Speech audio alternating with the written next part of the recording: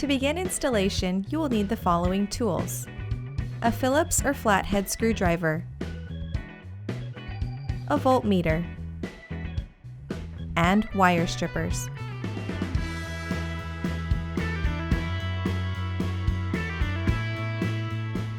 Turn the power off from the circuit breaker for this switch. Remove the existing wall plate. Unscrew the existing light switch. Carefully pull the switch out of the wall as the contacts may still be live. Double check if the power is off with a non-contact voltage tester. Disconnect the existing wiring. If the wires are in poor condition, cut out and strip insulation for new wiring.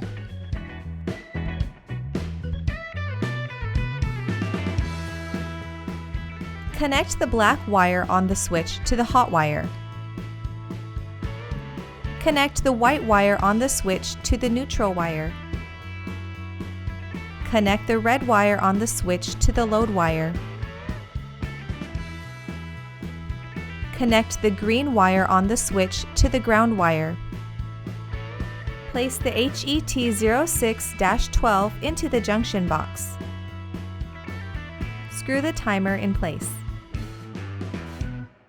Screw on the wall plate. Finally, turn your breaker on from the main panel.